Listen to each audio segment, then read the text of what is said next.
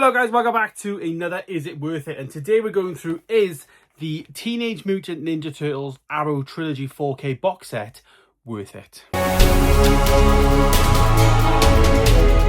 So before we get into it, I have been sent review unit discs of this actual retail unit that is coming out. It is actually hitting our stores on December the 15th. So on Monday the 15th, you'll be able to pick up your copy of Teenage Mutant Ninja Turtles, the trilogy from Arrow. All links, if you want to purchase it through supporting the channel, of course, links are down below. And if you use those links, it really does help out me and the channel. So thank you very much. But as you can see, I have my review discs here. I don't get the packaging or anything. So this is more about the actual quality of the 4K. Is the 4K Blu-ray transfer worth the upgrade, worth the 50 quid for the box set, of course, with all the packaging and stuff? I will do my best to tell you my thoughts after watching the film. Now, full disclaimer, this is the first time watch for me, so the first time I've ever seen these films, and of course watching them in 4K, so I'm not comparing them to the Blu-rays, the DVD, the VHSs that you may have watched them on before, and I'll do a little bit at the end about my actual thoughts about the actual trilogy and the films as a whole. But overall, I think the HDR was really, really good in these films. The upgrade from 1080p to 4K, of course, I've never seen the 1080p before, but I did actually get a lot of value out of having the 4K version. There was a lot of detail there, especially in areas that maybe were blown out, especially in one scene in the second film, I think it was, where like the moon was lighting up some sort of background area. I definitely thought that helped a lot with the 4K version because it did show a lot of the detail that was there. And I can imagine that on the DVD, especially in the Blu-ray, you know, probably not showing as much detail. The 4K definitely helped there. I also did feel there was a lot of sharpness around the images as well, in the background especially. The foreground of the shots were always, you know, immaculate condition in terms of sharp. Very, very crispy, clean,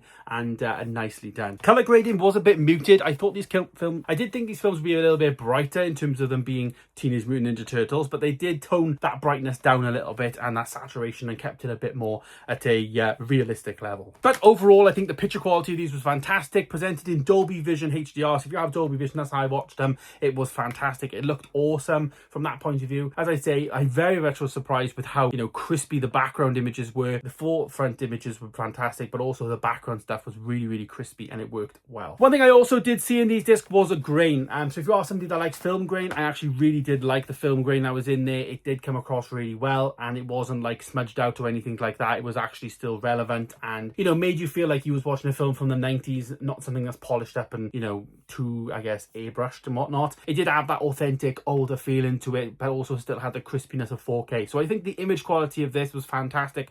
And in my opinion, one of Arrow's best. Up there with the Good, the Bad, the Ugly trilogy, to be honest, because I think that was really, really good in terms of setting a precedent for 4K through Arrow, and I think this one just continues that on. Sound then is a little bit not as good in my opinion. The sound, it was average at best, to be honest. The sound, it had some good moments in there, but it was not at the level of like the modern day soundtracks that you get. It's still good for a, you know, a redo, I suppose, in terms of, you know, a re-release for obviously an upgrade to 4K. But you know, I think this is where this really shines for me, was the image. I didn't really get much from the sound, and that was quite disappointing ultimately. But as I say, the first breath, the sound definitely wasn't as good as the picture quality. The first movie, I believe, was the only one that had Dolby Atmos. The rest of them, this number 2 and number 3, definitely didn't have Dolby Atmos. So that is something to bear in mind as well. If you expected the whole trilogy to have Atmos, it doesn't. It's just the first one that does, and the rest of them just have a 5.1 surround sound track. So that's something to bear in mind. So if you're prioritizing sound over image, weigh that up as well and look into which ones do and which ones don't support the Atmos and whatnot. And this is a trilogy from the 90s. I think it was like 3 different directors in there: 1989, 1991 and 1993, I think they were when they came out. And it's obviously nice for Arrow to bring this back to, you know, having its own box set and stuff, and, you know, with the Turtles having its own like IP and its own,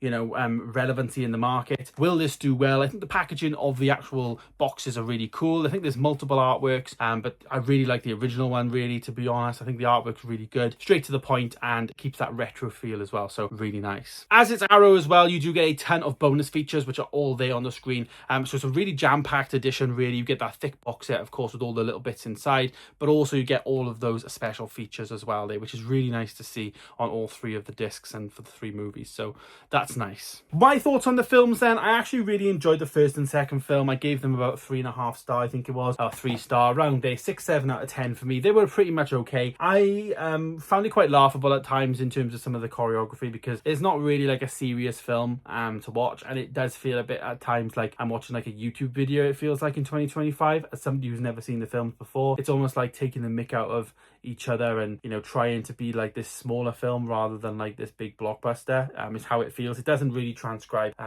to that. And I think, you know, in the 90s this might have worked, and obviously this is definitely more of a kids movie first than actually an adult's movie, I would say. So yeah, I can understand the people that love it now in 2025 probably have a lot of nostalgia there with the original films, obviously, from when they came out. Number 3, we won't talk much about number 3 because number 3 was not good at all. Yeah, the plot was terrible. Found it quite a struggle to watch that one. It was something to do with time travel, and they even changed the Turtles' outfits in that one as well to be a bit more kid-like, but they were really cool in numbers 1 and 2. I don't know why they changed it. It didn't have the cohesion of a trilogy has nowadays, I suppose, or if they do, you know, like in terms of compared to like Lord of the Rings, it doesn't have the cohesion of like one beginning, middle and end and a proper story. It was a bit messy, and it did feel like 3 different directors, to be honest, directing 3 different films with the same, you know, principle. Even the actresses changing, like April O'Neil was different in the first film to the second too. So there was a lot of different things in there that didn't really add up. So it was mid to me. I probably wouldn't watch the franchise again. I've seen it. I understand why people do like it, especially if you grew up with it, but